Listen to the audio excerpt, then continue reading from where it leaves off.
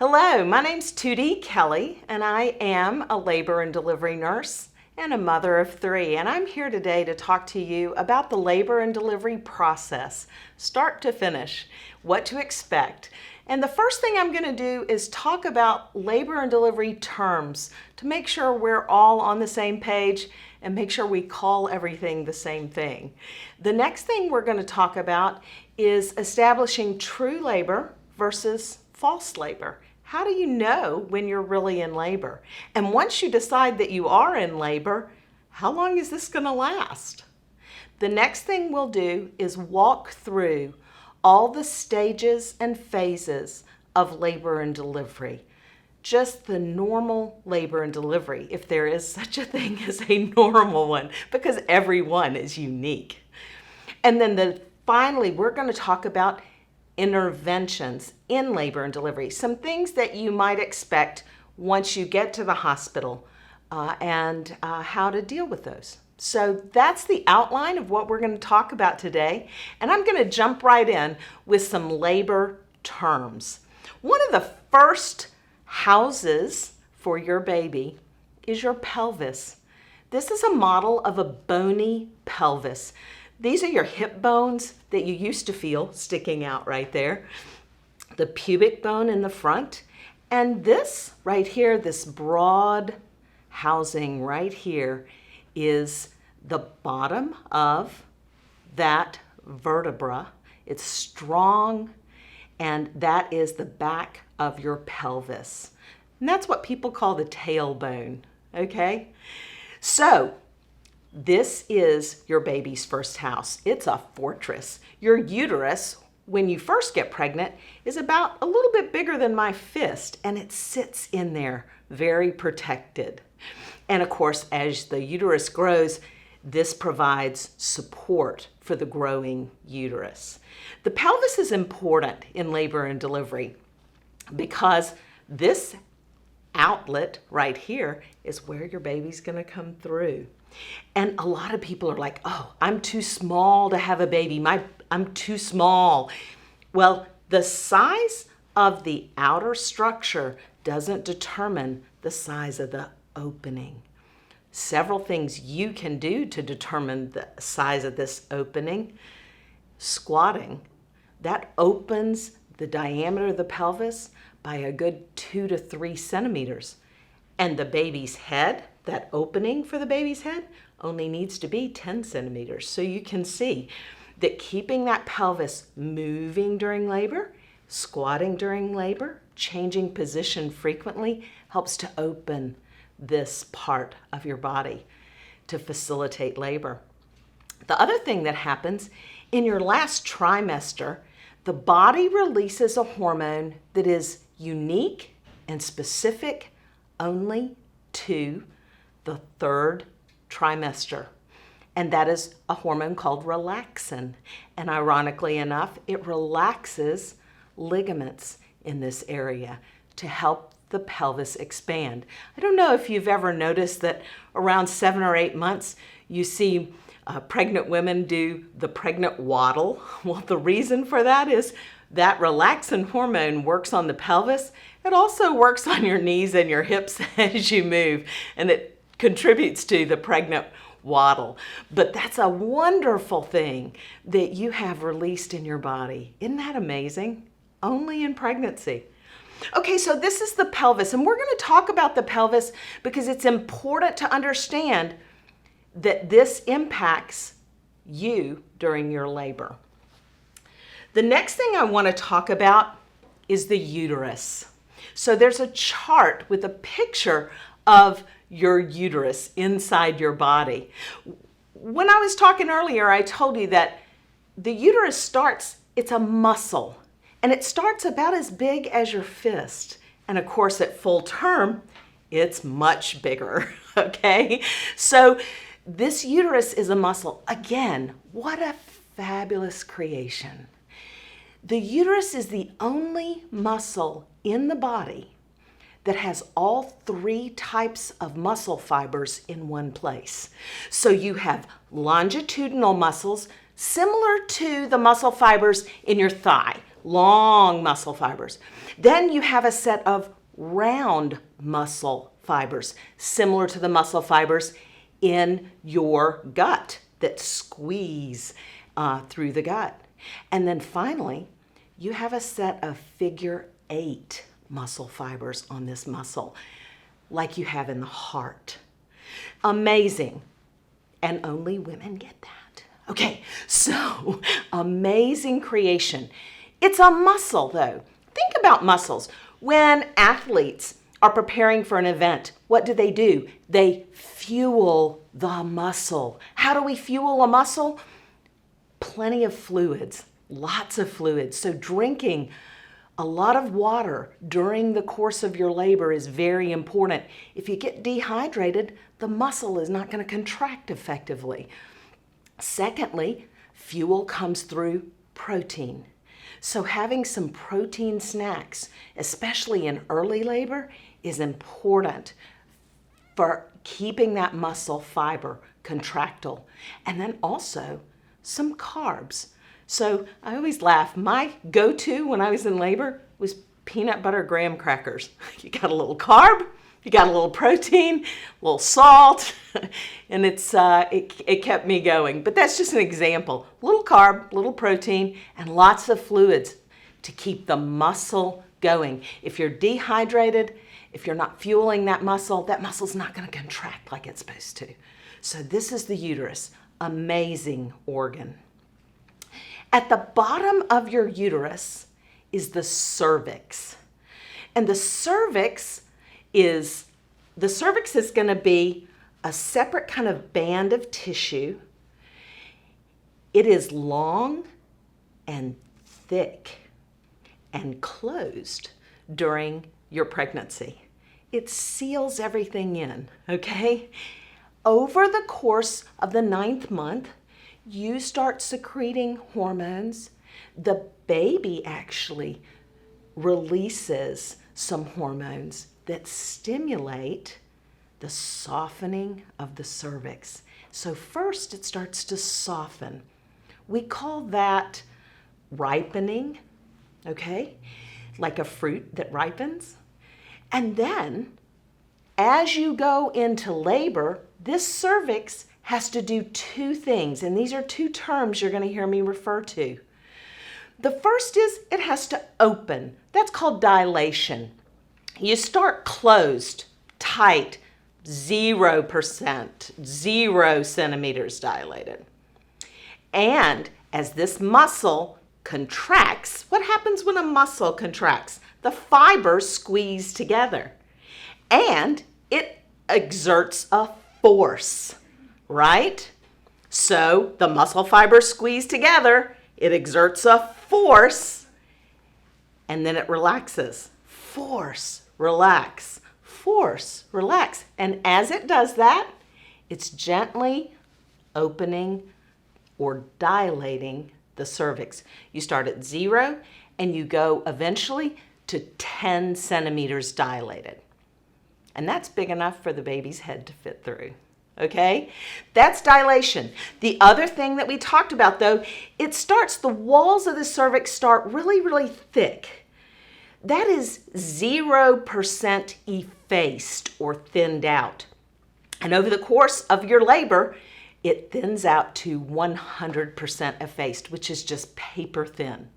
So when you have an exam during your labor, the labor nurse will come in and she may say, okay, she's 270. So what does that mean? That means you're 2 centimeters open, which is about that big around, okay?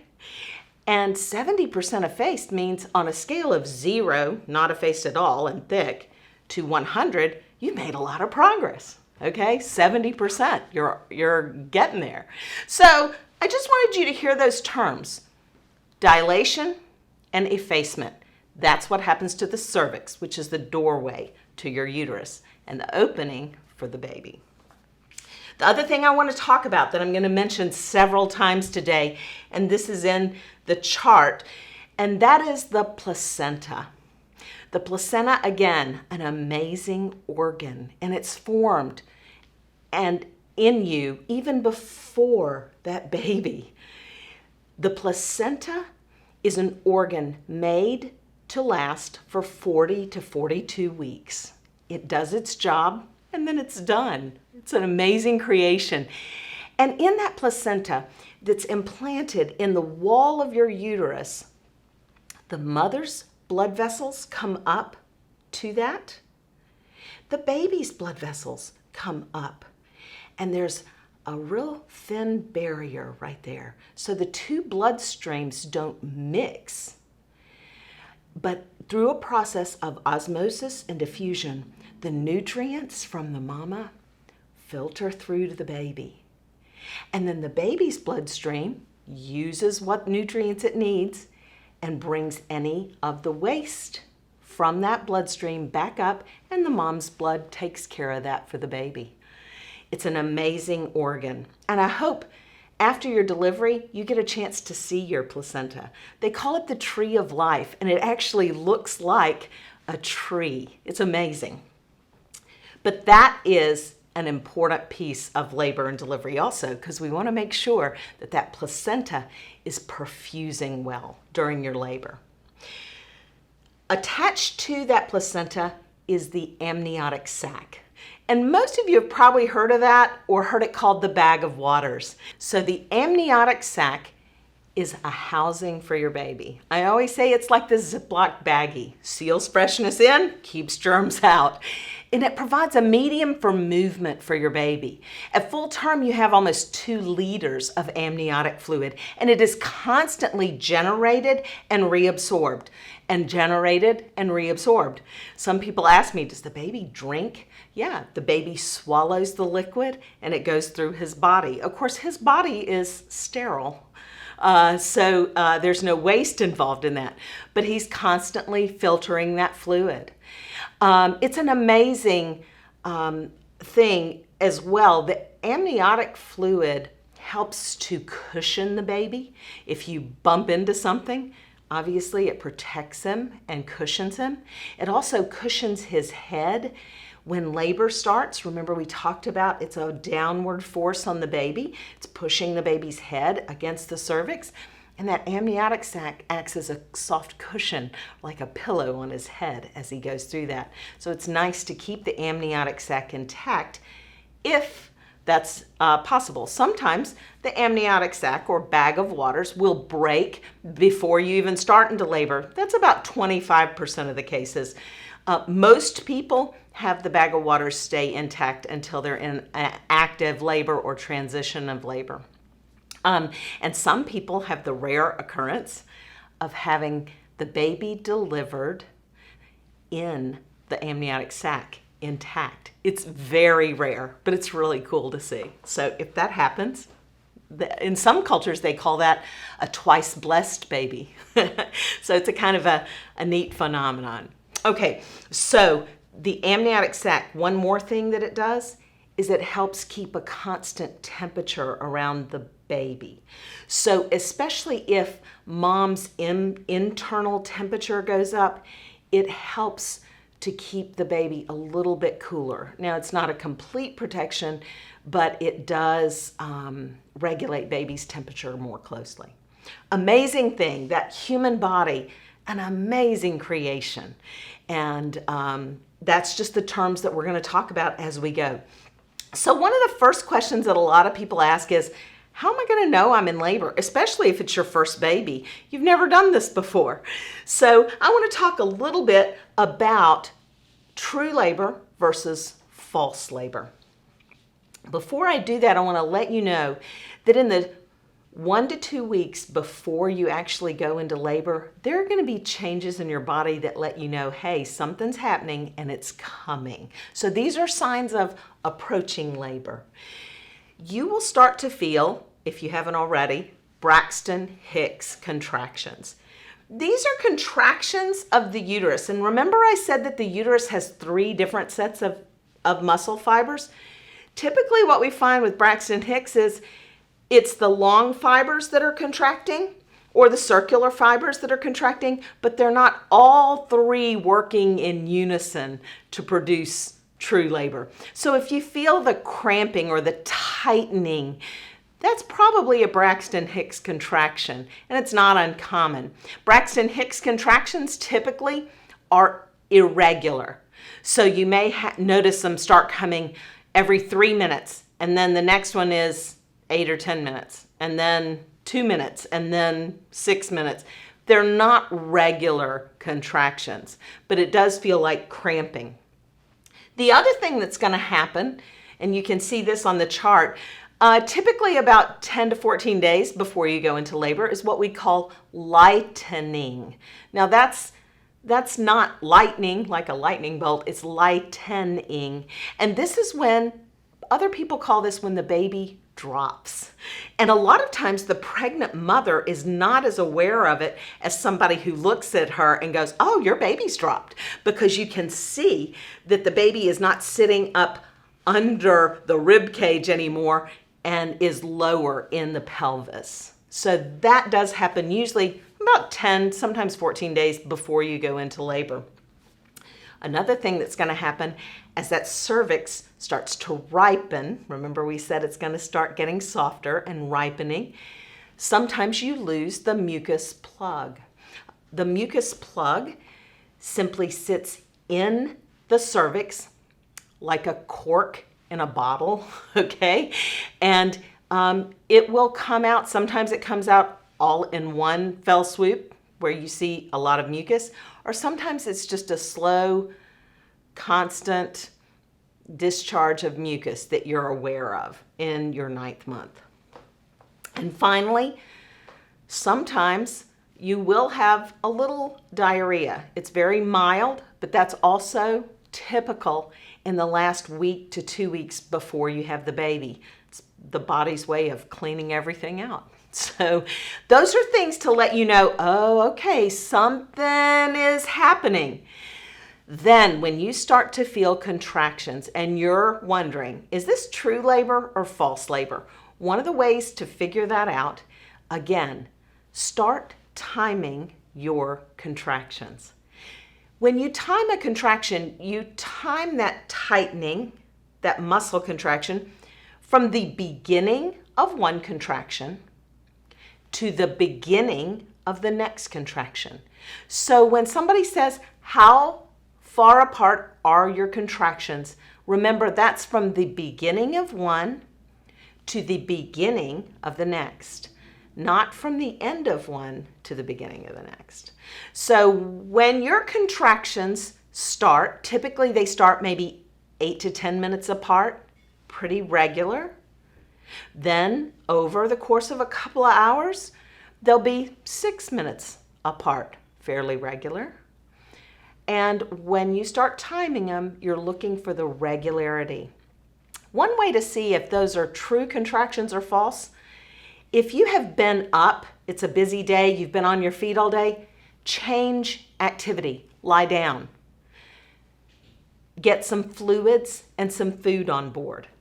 Those things, when you change activity, will typically either space the false labor contractions out or may make them go away altogether. True labor keeps marching on, even with change of activity or food or fluids. And also, if it's nighttime and you've been asleep and you've been lying down and you recognize, ooh, I'm having these contractions, I wonder if this is the real deal or not, get up and walk and move. Again, get something to drink, something to eat, and see if that changes the nature of those contractions. That's one of the best ways to decide if you're true labor or false labor. Okay, so that's true versus false. Once you decide, okay, this is the real deal, then it's deciding, when do I go to the hospital? Now, for first-time mamas, typically your doctor will tell you, you go to the hospital when contractions are coming every 4 to 5 minutes. And when they've been doing that every 4 to 5 minutes for close to 2 hours, okay? That's the typical time to go to the hospital. Now, other times, obviously, that you're going to call your provider, If your water breaks, you're going to call your provider. Or if contractions start suddenly and they're just every 2 to 3 minutes, you're going to go on to the hospital. Okay? The second question that's asked as soon as somebody decides, yeah, this is the real deal, is how long is this going to last?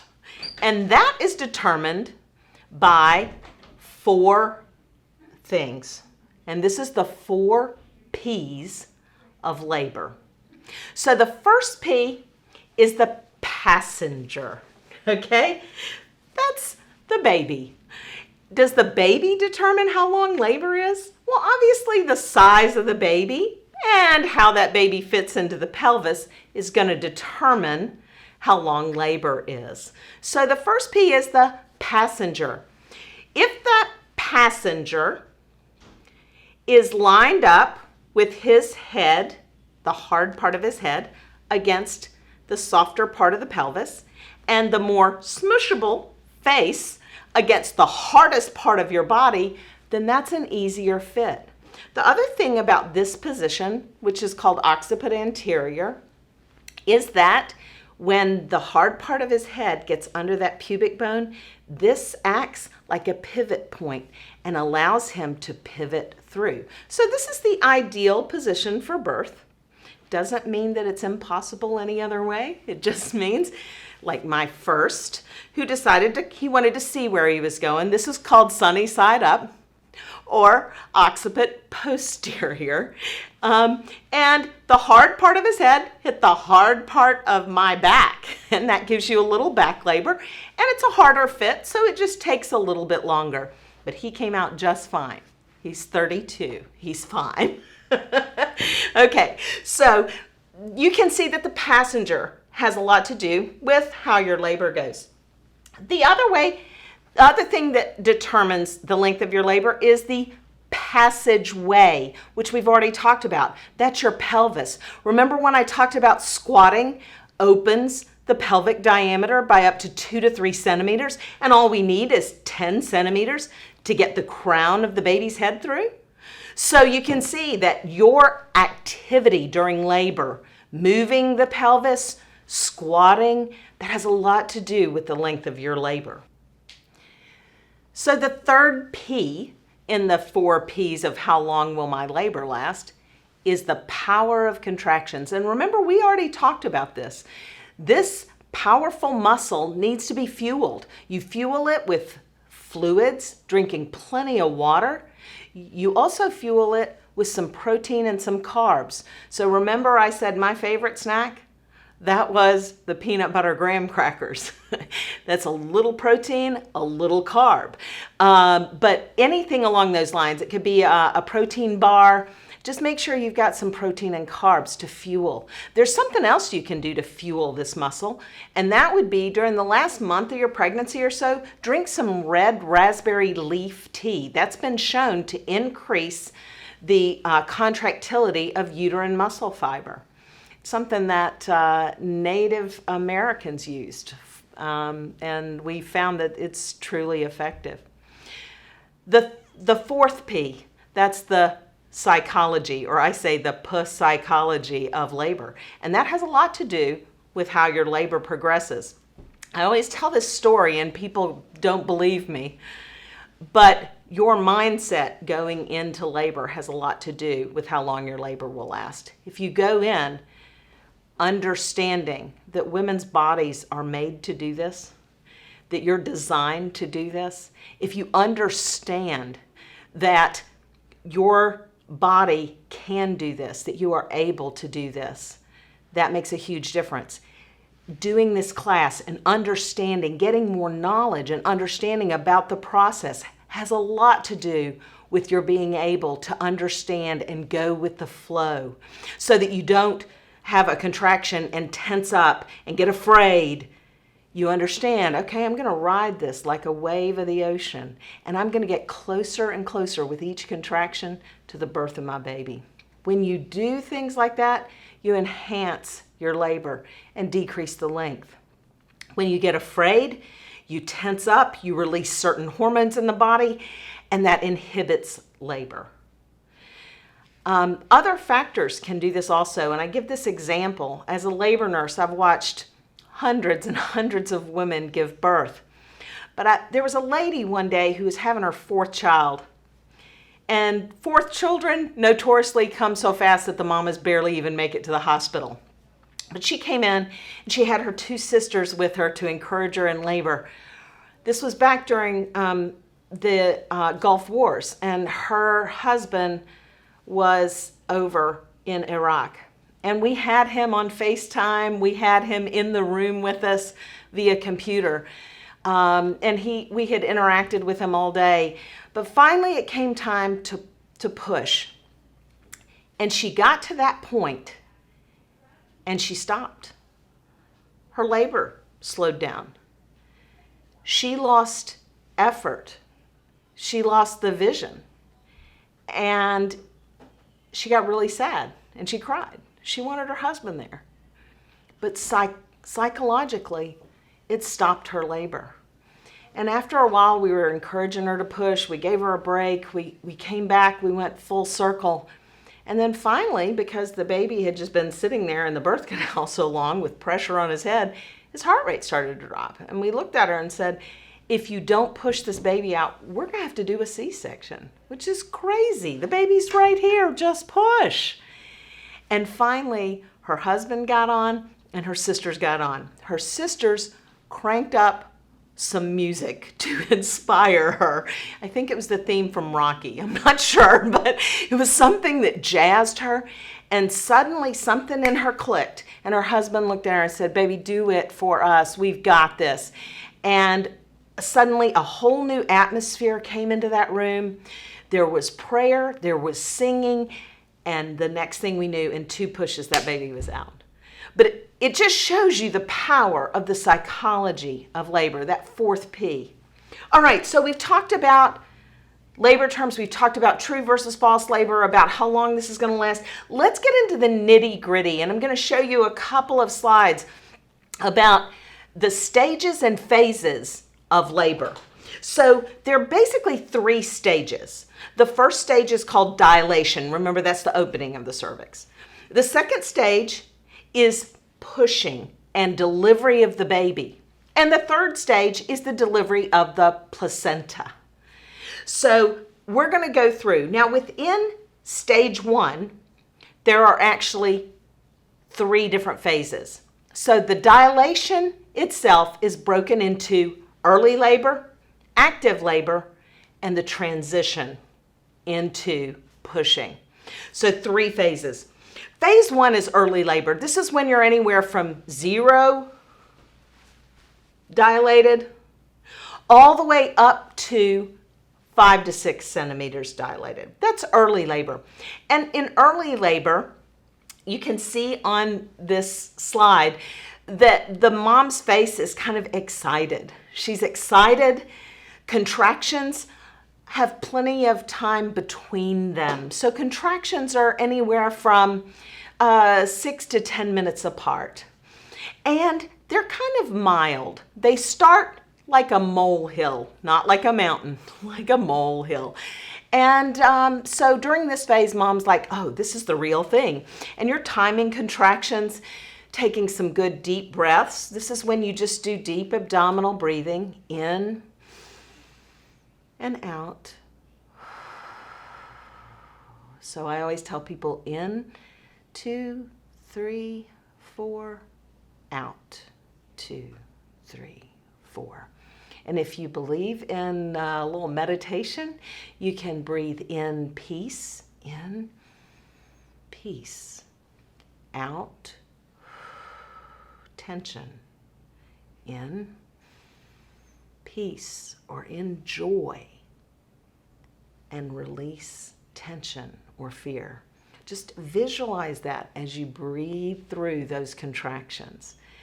The contractions typically only last 30 to 45 seconds during early labor. So that's the good news. The second good news is you've got a lot of time between contractions. So you can rest. If it's at night, rest. If it's during the day, keep doing whatever you would normally be doing, okay? Support person What are you going to do? You're going to be there. Reminder to drink plenty of fluids. Reminder to breathe. And also make sure you, reminder to change positions. Maybe take a shower. The warm water in the shower feels really good. Also, do things that distract you from what's going on here. And that's a good idea. Because remember, we said you're not going to go to the hospital till those contractions are coming every 4 to 5 minutes. And they've been doing that for about 2 hours. So this first phase, early labor, typically lasts anywhere from 8 to 10 hours. It's a long time. So you want to be distracted from it. You don't want to just hone in on it. Once active labor, which is the next phase, ensues, that's when you're really inwardly focused and getting into what I call the zone, like an athlete getting into the zone. Okay? Something else that I want to support people to do, other things that you can do is affect the environment around that mom. So things like aromatherapy. If you have lavender oils or other oils that have a pleasant aroma to her, you can put a couple of drops on a washcloth and put it near her, around her neck or on her forehead between contractions. You can have the aroma in the room, and that helps also. The second thing you can do in the environment is music. So calming music. It's good to have several different selections. In early labor, you typically want some calming music. And in transition labor, you may need something to encourage her to push harder and to get her going. So think about having several different selections of music on your favorites. But that's something to think about as well. So you do this early labor thing, mostly at home, or if you're at work, you can stay at work until it's distracting. And then after several hours of those contractions that are just coming 6 to 10 minutes apart, they start getting closer and closer. And that lets you know, okay, this is the real deal. And so now, after several hours of early labor and deep abdominal breathing, now you've transitioned to active labor. Active labor is when those contractions are coming every 4 to 5 minutes. They're lasting 45 to 60 seconds. You get less break in between those. This is the time typically when you're going to the hospital at this point. So you've got the car loaded. Hopefully during early labor, you've got your car seat in the car. You've got your bags packed. Dads or support people, they may need their own bag packed because of just staying with you, staying at the hospital. So that's something to consider there too. And so now you're getting ready to transition. It's during this phase that deep abdominal breathing probably is not going to be enough. And we encourage you to switch to what we call chest breathing. We call it hout breathing. Put an H in front of the word out, and that's hout. We do that so that you pronounce the H and the T. That slows down your breathing so you don't hyperventilate. And it's just across the top of each contraction, just a chest breath. Hout, hout, hout. Imagine it's kind of like a chant. You're getting that baby out, out. Okay, so that's hout breathing that you'll switch to. And support person, what are you doing? You're helping during this busy time. You're getting the mom to the hospital. You're also going to help in that transition. When you get to the hospital, there's a lot going on. They're putting external monitors on to listen to the baby and to monitor your contractions. There are lights, there's sounds, there's all sorts of stuff going on. And support people, you can be really important in keeping lights dim, keeping mom calm, some calming music in the background. Again, the smells of a hospital can be stressful for some moms, so having a little lavender oil on a washcloth that you keep somewhere close to mom so that she can smell that. All of those things can help mom feel a little less stressed and a little more comforted being in a strange environment like a hospital. Okay, and encouraging her to breathe through the contractions and to let go. Now, one of the things that you can do as a support person also during any time during labor is massage. When you notice that mom is holding tension in the shoulders and in the arms and in the upper body, saying relax to somebody is not going to do the trick. They're probably going to come back with a fist at you. No, I'm just saying, when you're in labor, that's not what you want to hear. So being able to do what we call touch relaxation, make sure your hands are warm and just put them on the body part where the tension is and gently massage that tension out of the body. Always start near the center of the body and work tension out through the arms or through the legs. Sometimes a foot massage feels really good and very relaxing. There are a lot of acupressure points in the foot that help release some of the tension in the abdominal area. So that's another good thing to remember. Make sure mom continues to drink fluids even during this transition. So having her water bottle with her, or ask for some ice chips and some water as soon as you get to the hospital. So your job as a support person is really, really important. And it'll be important for you to just be there and be that comfort to mom during the transition to the hospital. The next phase is transition. This is when contractions are the most intense that they're going to be. So that's the bad news. But here's the good news. This is the shortest part of your labor. It typically only lasts 30 minutes to an hour. You can do anything for 30 minutes to an hour. But the contractions now are going to be sharp peaks. They start and immediately go straight up to the top. They stay at the top longer and they drop off, and you only get about 30 seconds to a minute between contractions. So this is the most intense part. But again, this is only going to last about 30 minutes to an hour. What to expect during transition. Support people. Because mom is working up a sweat, she may get really hot during the contraction, but as soon as the contraction is over, that sweat's on her body, she gets really cold. And so sometimes it's blanket on, blanket off, blanket on, blanket off. So you may be the bearer of the blanket. That's good. If she needs it, be there for her. Cool cloths right around the neck and over the forehead. That's very helpful. Again, a couple of drops of that lavender oil on there and a cool cloth over the forehead and around the neck. Ice chips in her mouth between each contraction, because at this point, mom, the breathing pattern is going to be what we call candle blowing, where you're just imagine that you have one of those little tiny birthday candles that they put on a birthday cake, and you're just gently blowing it out. That's all you're going to do during this phase. And your goal is to remind mom, you support people, remind mom, you are so close. Remind her, you are strong. You are amazing. Look at what you are doing. We are one contraction closer to that baby. So your role is going to be really important here, just a reminder.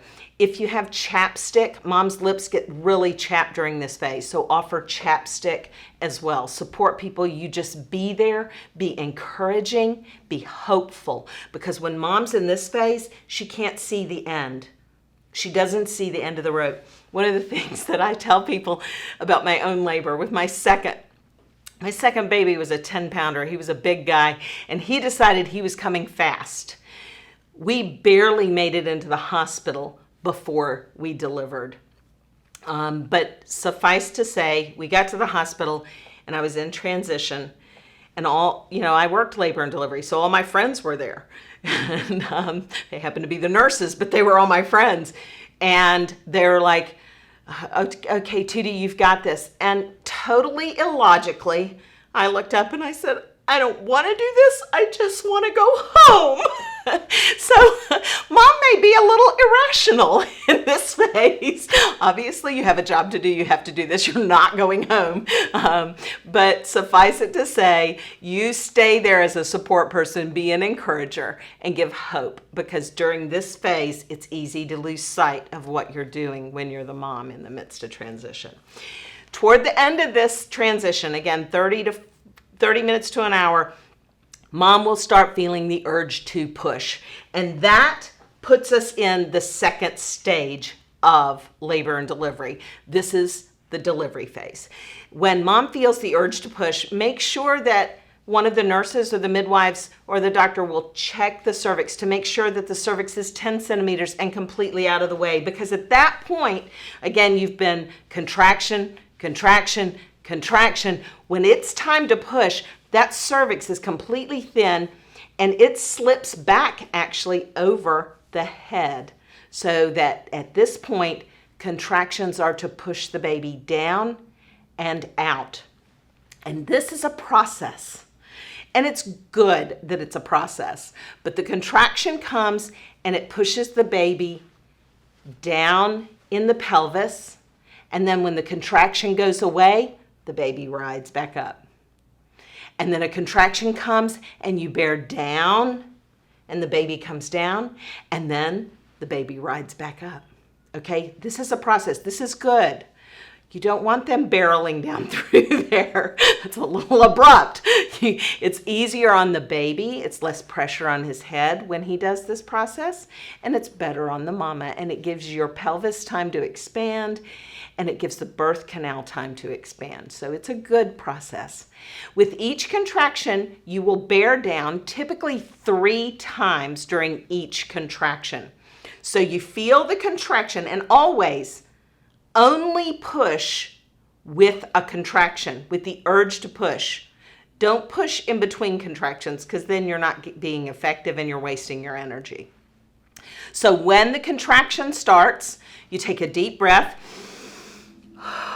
and then you'll take a big breath and hold your breath and just bear down with the force of the contraction. And then push down to the count of 8, 10, then take another breath and push down again. And then another breath and push down again. So typically 3 good pushes per contraction. That's about all you're gonna get per contraction. Then in between contractions, the neat part about this phase is that then mom, you relax. A lot of moms actually go to sleep between contractions. It's very different than transition. Transition was a stormy period. Once you get the cervix out of the way over the baby's head, that discomfort of the stretching of the cervix is gone, and you actually can rest between contractions. The pushing phase for a first-time mom takes about 2 hours. That's a normal pushing phase. Second-time moms, typically 30 minutes to an hour, because that pelvis has already been opened once before. So that's what you're looking for during the pushing phase. And again, support people, you're right there. Fluids between contractions and support and encouragement. As soon as you see the baby's head, let mom know. And mom, if they have a mirror in the room, which most deliveries do, look in the mirror. When women look in a mirror, they push much more effectively. It kind of keeps you goal-oriented. So if there's a mirror in the room, watch the head. When you see the crown of that baby's head, it just inspires you with all new energy to push. Okay, so that is dilation and delivery of the baby. Okay, so now we've delivered the baby, all right? You push the baby out, and we enter stage 3, which is the delivery of the placenta. So remember, after the baby is born, what that baby knows is you. Get the baby skin to skin with mama. That's what feels good to that baby. That's what the baby knows, your heartbeat, your voice, because everything else is foreign to that baby. The baby's no longer in water. He's got air and it feels cool. Bright lights. He's been in the dark. All of a sudden there are lights. So try to dim the lights. Keep sounds a little bit more muffled, because what he heard in utero was very muffled, like listening to things underwater. So let's keep that transition easy on the baby and easy on the mama. Let's get that baby skin to skin and put a blanket over the baby. And support person, you be right there with them. And then all of a sudden, you'll have your provider say, okay, bear down a little bit. And you're like, what? What's going on? You'll feel some cramping, and the provider will ask you to bear down. That's the delivery of the placenta. The placenta just comes out very quickly. It's not like trying to deliver a baby, okay? The placenta is expelled, and with it comes 1 to 2 cups of blood. And I always prepare people, especially the support person, because if you're not ready for that, it looks like a lot of blood and it's kind of scary. Okay, so it's normal. Remember that placenta was implanted in the wall of the uterus, and where the placenta detaches, there are a lot of open blood vessels. So the uterus, that muscle, has to contract, and when it contracts or cramps, it closes off the blood vessels that were supplying the placenta. So you'll feel cramping and a gush of blood with that, and that's normal. Then immediately after that placenta is delivered, the uterus, that strong muscle, starts its work, and it will begin contracting. Every time you nurse the baby, you release a hormone called oxytocin, which when we make it outside the body, we call it pitocin, and it causes the uterus to contract. And that's a good thing. When the uterus contracts, it closes those blood vessels and decreases your bleeding. Now, I will let you know that for the first anywhere from 2 to 4 weeks after you have the baby, you will have a vaginal discharge. Okay, look, you got to go without a period for 9 months, so we're gonna make up for that, okay? So where that placental site is, it's going to have a bleeding, a discharge. So right at first it starts with heavy, dark red bleeding, like a period, like a very heavy period. Then it will progress to a brownish color, then a pinkish color, and then a white color. And that happens over the course of anywhere from 2 to 4 weeks after you have the baby. It's also not unusual to pass small clots the size of a quarter or so. If you pass a large clot, that would be a call to the doctor. But immediately after the delivery of the placenta, you'll feel the contractions and you'll have that discharge. Remember to only wear pads, never put in a tampon during that time. And also, the nurses will give you a rinse bottle, we call it a peri bottle, to make sure you rinse every time you go to the bathroom to keep that area clean and free from infection, because remember, you do have an open wound up in the uterus. And so we've covered the normal course of labor and delivery. And now what we're going to talk about is some interventions that occur during labor and delivery, some potential interventions. So the first thing I want to mention, and I've already mentioned it once before, and that is fetal monitoring. So this is listening to your baby inside while you're in labor. When you first arrive at the hospital, one of the first things that they're going to want to do is listen to the baby and see how the baby is tolerating the labor process. So right before you come to the hospital, I would encourage you to drink some fluids on the way to the hospital. Make sure you drink fluids, and preferably something with a little bit of sugar in them. So a Powerade, a Gatorade, maybe some cranberry juice or apple juice, something that's a clear liquid, but it should have a little bit of sugar in it. And the reason for that is the first thing they're going to do when you get into labor and delivery is put you on a monitor. And they're looking for fetal movement. They want the baby to move for them so they can see how his heart rate reacts to movement. So if you've had something with some sugar in it, I bet you know what I'm going to say. When you eat and when you have something with some sugar in it, the baby moves more. And so it makes the monitoring more reactive and more interactive for the staff. So I encourage you to remember that little hint. On your way to the hospital, drink some fluids with some sugar in it. And then I'm just going to show you this slide about fetal monitoring. So when you first arrive, they'll put on external fetal monitors. So this just listens to the baby's heart rate through your abdomen. So they try to find where is the baby's back, because that's the best transmission of the heart rate through their monitor. They also have an external uterine monitor. Remember I said the uterus is a muscle. When it contracts, it gets hard, like any muscle in your body when you contract it. So this just measures pressure against the monitor and shows them, it looks like a wave pattern, like I've shown you on the chart. The contraction will look like a wave. It starts out, it gets stronger, stronger, stronger, it peaks, and it drops off. And that's what the monitor readout will be. Normal baby's heart rate is anywhere from 120 to 160. So baby's heart rates are fast. They usually speed up when the baby moves. And sometimes if mom gets medicine, it may slow down a little bit, but it changes constantly. So that's external fetal monitoring.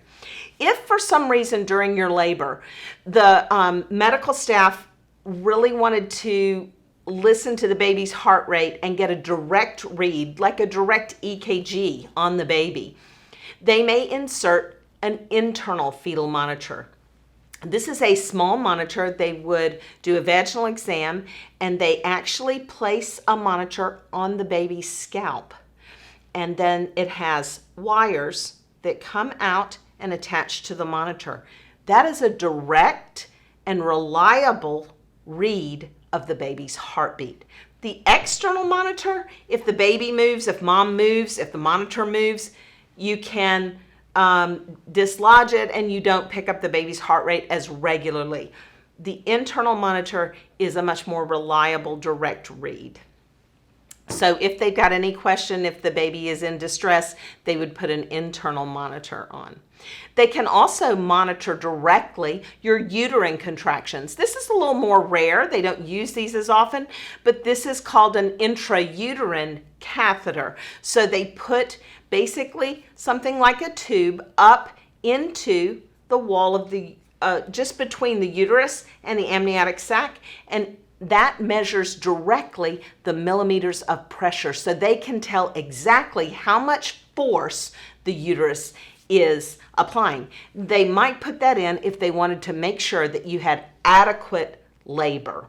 So those are internal monitors. They don't use those as often as external monitors, but I just want you to know and have heard about what those are so that it would not scare you or intimidate you in labor. So that's monitoring. The next intervention that I want to talk about is an induction of labor. So why would they induce labor? To induce labor means to start labor that hasn't started spontaneously on its own for you. Why would we induce labor? Well, there's several reasons. One is if you go past your due date. Most first-time moms do go past their due date. So how do they determine when it's right to induce? It's not about a calendar day, because everybody's cycles are different and everybody can have a different length of pregnancy. So it's not about a date on a calendar, but post dates is determined when the placenta says it's had enough. Remember I said the placenta is an organ that is formed and it is made to work for 40 to 42 weeks. And after that point, the placenta starts to break down. Okay, so if the placenta is getting hard or calcified, then you're not perfusing as much blood to the baby. And that's why going past your due date is a risk. But you pretty much have to go 42, 43 weeks before that typically starts happening. So if you start going past your due date, what they will do is bring you in for what we call a non-stress test. They just simply put monitors on. If the baby's heart rate looks fine on that, and if everything is okay, then that's all they need to do to determine that you can go a few more days before you come back in for another non-stress test. If they have concerns, at that point, they'll do an advanced ultrasound called a BMP, it's a profile, a BPP, a biophysical profile of the baby. And that's an advanced ultrasound. They're looking at how much amniotic fluid is, they're looking at the flow and making sure that the baby's okay. And if that's okay, then they'll simply say, come back in a few days and we'll check again. So you can go past your due date, but at some point, if they feel like the placenta is not perfusing well, not getting enough blood to the baby, then they may induce your labor. Another reason, if your water breaks, but you don't go into labor, they can give you medications to start your labor. Because once that bag of waters breaks, remember the bag of waters is like that Ziploc baggie effect, keeps freshness in, keeps germs out, right? So they do want to monitor you for infection, and they do typically want to start your labor. Another reason may be the health of the mother. If the mom develops symptoms of elevated blood pressure, and with that, risk factors that have to do with liver enzymes and with bleeding disorders that can develop with that. If they see signs of a risk to the mom, then they may induce. For some women who have diabetes with pregnancy, that's called gestational diabetes, they may induce early because diabetic babies tend to be bigger, faster. They have more sugar flowing to them and they grow faster, and they may induce so that the baby is not too large if you go to full term. So for all of those reasons and some others, they may induce labor. How do they induce labor? Basically, a couple of different methods. Number one, if the cervix is still long and thick, they may give you prostaglandins. Typically, that is a tampon with medication in it that they insert. That's called Cervidil. And they typically put that in the vagina, leave it in overnight, and wait for the cervix to soften or ripen. And then once the cervix has softened and ripened, then they can start Pitocin. And that's the medication that I mentioned earlier that's like oxytocin that the body naturally releases to cause the uterus to contract. And that's given to you via an IV. The other method that they have for softening and ripening the cervix is a pill called Cytotec. And they can give that either in the mouth, you can swallow the pill, or they can take those pills or those capsules and insert them into the vagina and put them near the cervix. And that can cause the cervix to ripen or soften enough so that then they can give you an IV of Pitocin, which gives you contractions and puts you into labor. Other methods for inducing labor, one is called stripping the membranes, and this is done on a vaginal exam by your provider, a midwife or a physician, and that is simply a method. They have a gloved hand on, and they will separate the amniotic sac from the tissue around the wall of the uterus. That's called stripping the membranes, and that's done during a vaginal exam and can be done in the office. Another method is what we call nipple stimulation. So just like we talked about, when you breastfeed, that releases oxytocin and causes the uterus to contract, which is a great thing after the delivery of the placenta. But it also works, nipple stimulation also works to cause the uterus to contract before labor. But you must be careful with nipple stimulation because you can overstimulate the uterus. So standing in a shower tends to stimulate the nipples. You can take a wet washcloth and stimulate the nipples just until you get 3 contractions within 10 to 15 minutes. You don't want to overstimulate the uterus. But those are all methods of inducing labor when labor hasn't started on its own. Okay, so that's induction of labor. The other intervention that I want to talk about is C-sections. How often do C-sections occur? So it's an interesting question because according to the World Health Organization, normal C-section rate should be about 18%. The C-section rate, however, in the US is around 33 to 34%. So that means 1 in 3. It's a really high rate. A lot of people ask why. Well, there are a lot of reasons why, but one of the reasons is that we have a very litigious society. And a lot of people, if vaginal deliveries don't go exactly the way they want them to go, they file a lawsuit with the physician. And so physicians are much more apt to perform a C-section because people don't sue them for doing a C-section and getting a healthy baby out. They sue them for a vaginal delivery that doesn't go according to plan. So let's talk about reasons why physicians would perform a C-section. So there are a lot of reasons, very different reasons, and I have a chart to show you with some of those indications for C-sections. So one of the biggest reasons given for doing a C-section is what we call CPD. And what does that stand for? Cephalo, which is the word for head. P is pelvis. Disproportion.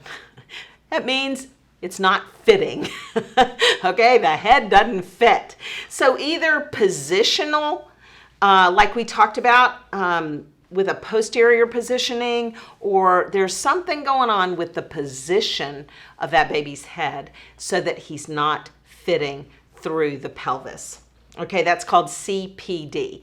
This is only proven once you are in labor. And remember what we said, if you are upright, if you're pushing in an upright position, if you're walking and moving the pelvis, all of those things help open the pelvis so you don't end up with a CPD diagnosis. The other reason that we might have a C-section would be what we call failure to progress or failure to dilate or descend. And this is when, even though you've been in labor, and again, they may put that internal uterine monitor in to make sure that your labor is sufficient to dilate. And once they decide, look, she's been in labor all these hours, the cervix isn't dilating, the baby is not descending in the pelvis. If that happens, then they may do a C-section. But before they did it, they would put those internal monitors in to determine that you have adequate labor and that the baby is tolerating the labor. The third reason is fetal distress. So this, again, if they put the monitor on the babies, that internal monitor that they attach right here on the scalp, and they determine that the baby's heart rate indicates distress, then that's an indication for a C-section. Let's get the baby out because we can take care of him better on the outside than we can on the inside in that case. Other reasons that are much more rare, one would be a prolapsed umbilical cord. This is when the bag of waters ruptures, if the umbilical cord comes through the vaginal canal before the baby does, that's an emergency C-section. Why? Because you will be having contractions and the umbilical cord comes out and the baby's head comes down right behind it and occludes the blood flow to the baby. It literally squeezes that umbilical cord so that the blood flow to the baby is impaired. A lot of people ask me, well, why don't they just push it back up in there? It doesn't work that way. So just to let you know, it's extremely rare, but if there is a prolapsed umbilical cord, that's an emergency C-section. Another reason is a placental complication. So this is when the placenta pulls away from the wall of the uterus. That's called an abruption. This would be characterized by a large amount of bright red bleeding during your labor. It would also be characterized by a contraction that starts and doesn't stop. Because remember we said when the placenta comes away from the wall of the uterus, those blood vessels are bleeding and the uterus says, oh no, we've got to cramp down and stop the bleeding. And so it's characterized by bright red bleeding and a cramping that almost doesn't stop. So that's also an emergency. That is a very rare complication. It does happen with, it typically happens in cases where mom has been very, very sick, like with a high fever. It can happen with drug use, like illegal drug use. That's the most common reason. And it can also happen with hypertension or high blood pressure, also called preeclampsia or gestational hypertension. So those are all reasons that it happens, but it's very, very rare. And then finally, also, next to finally, if the baby is breech, that means they're coming butt first. This is usually an indication for a C-section. Why? Because the soft part of the baby can fit through the pelvis. And once the body is delivered, then you've got the head, which is the widest diameter to deliver. And that can be the hardest part to push out. And so sometimes the cervix tries to clamp back down. So in today's culture, they typically will do a C-section for breech deliveries. In the old days, they didn't do that, but today they do. Okay, so those are all reasons for a C-section. One final reason for a C-section would be any active sexually transmitted disease in the pelvis at the time of birth. Because if there is an active sexually transmitted disease and the baby passes through the birth canal, the baby will contract that sexually transmitted disease, and it can cause organ failure for the baby. It can mean death for the baby. Typically, it doesn't happen immediately. The scary thing about this is that it happens 2 to 3 days after delivery, most often, and that's when you're taking the baby home when those symptoms occur. So it can be life-threatening, and so we don't mess with that. That's not an option. So all reasons for C-section. So what to expect? If you have to have a C-section, understand this. They are common procedures, number one, so people are good at them.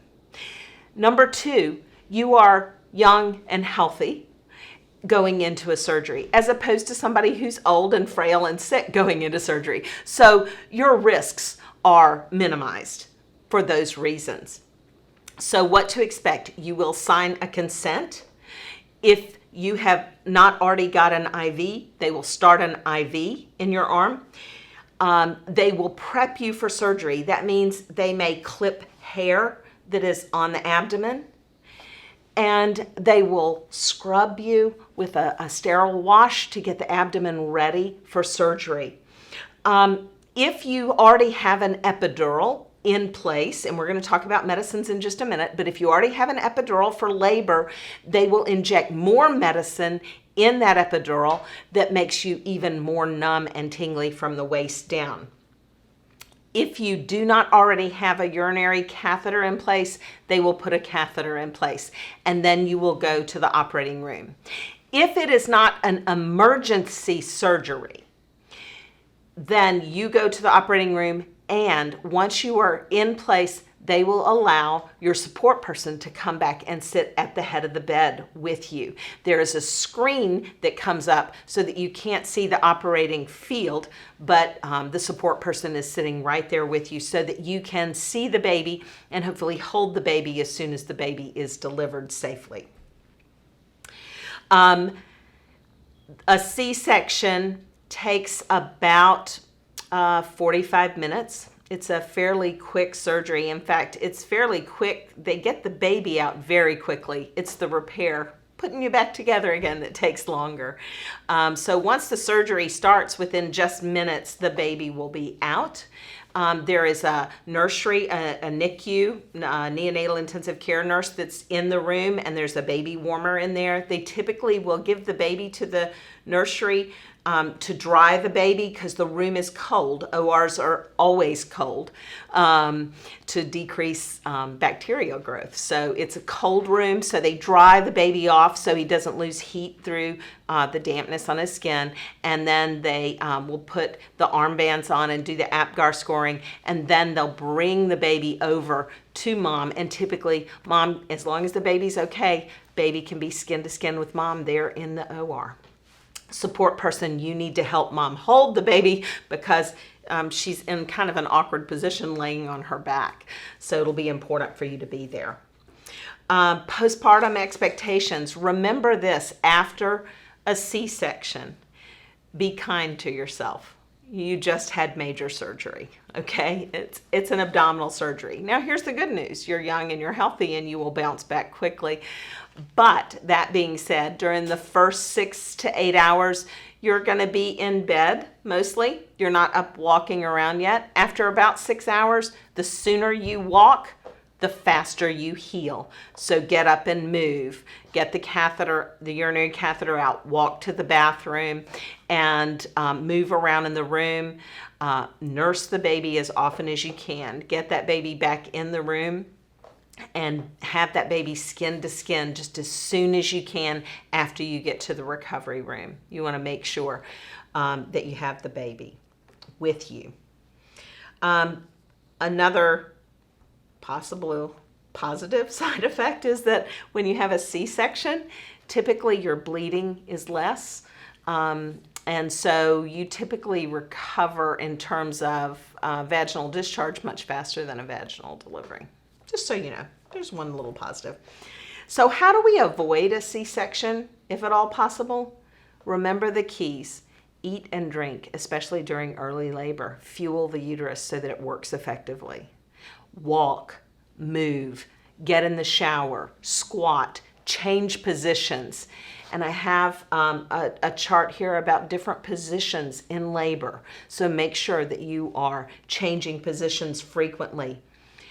Hold off on narcotics and getting an epidural until you're around 4 to 5 centimeters dilated. That way you assure that you're in a good labor pattern so that those medications do not slow down your labor.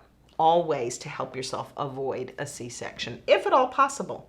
If not possible, don't be afraid of it.